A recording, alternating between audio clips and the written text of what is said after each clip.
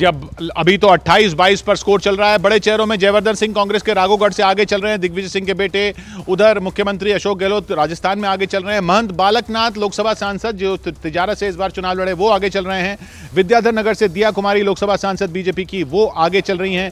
बिसाहू लाल सिंह आगे चल रहे हैं। उधर मध्य प्रदेश में फग्गन सिंह कुलस्ते आगे चल रहे हैं।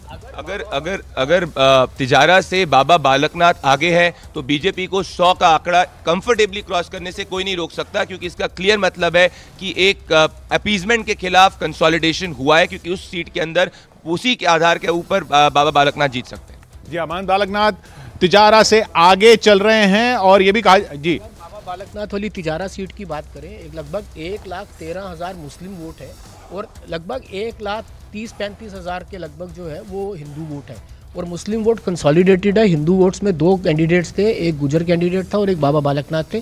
अगर वो आगे हैं तो इसका मतलब ये कंसोलिडेशन है और ये कंसोलिडेशन पूरा है। बीजेपी 120 के आसपास भी पहुंचे तो कोई बड़ी बात नहीं। किशोर जी, एक और है, पाटन से भूपेश बघेल लीड कर रहे हैं छत्तीसगढ़ के अंदर, तो कहा जा रहा था कि वो क्लोज कॉन्टेस्ट होगा, बट वो कंफर्टेबली लीड कर रहे हैं वो पोस्टल बैलेट्स के अंदर भी। जी हाँ, भूपेश बघेल लीड करें। शालिनी के पास चलते हैं रिजल्ट हमें। शालिनी, क्या खबर आपके पास सीटों की? मैं 3 से 4 जो वीआईपी कैंडिडेट हैं उनके बारे में किशोर आपको बताने जा रही हूँ। तेलंगाना से सबसे पहले शुरुआत करती हूँ। मोहम्मद अजरुद्दीन इसमें मुझे आगे चलते हुए दिखाई दे रहे हैं और आपको बताऊं कांग्रेस उम्मीदवार है और ये वो सीट है जुबली हिल्स जहां पर बीआरएस और एआईएमआईएम दोनों ने अपने उम्मीदवार उतारे हैं और कांग्रेस यही कह रही थी कि यहाँ पर मुस्लिमों का वोट कट जाएगा। इसके अलावा सबसे बड़ी बात, गोशा महल टी राजा सिंह जो कि मौजूदा विधायक भी वहां पर है बीजेपी के, लेकिन ये अभी मुझे लिस्ट में नहीं दिखाई दे रहे। यहाँ पर मोहम्मद अब्दुल अजीम मुझे आगे चलते हुए दिखाई दे रहे हैं और अगर ऐसे ही रहता है राजा सिंह पीछे चल रहे हैं। लेकिन बड़ी खबर मध्य प्रदेश में बनती हुई, हालांकि शुरुआती रुझान है, हालांकि ये पोस्टल बैलेट हैं, लेकिन 99 में 64, 102 में 65 पर बीजेपी आगे।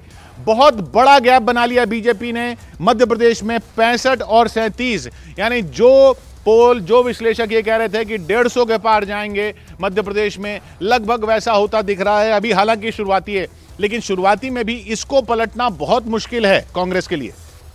देखिए, निश्चित तौर पर पोस्टल बैलेट में बीजेपी आगे चल रही है। केंद्र सरकार के कर्मचारी और कई बार बहुत से फैक्टर होते हैं जो नहीं, लेकिन 65 और 37, नीति जी मैं यही बोलना चाह रही हूँ कि बार बार कांग्रेस ये नैरेटिव सेट करती जा रही है कि बीजेपी के पास खाली एक ही स्टार प्रचारक है मोदी जी, लेकिन वहाँ पे आप देखिए कि कैसे शिवराज जी की अपनी जो ग्राउंड लेवल पे जो काम है उसका उनको पूरा लीड मिल रहा है +4 का। उसके बावजूद आप देखिए किस प्रकार से जो पिछला वर्ग है, जो ग्रामीण इलाका है, वहाँ पे बीजेपी एक्सटेंड करते हुए दिख रहा है। तो बीजेपी का वोट बैंक निश्चित रूप से मध्य प्रदेश मैं सॉरी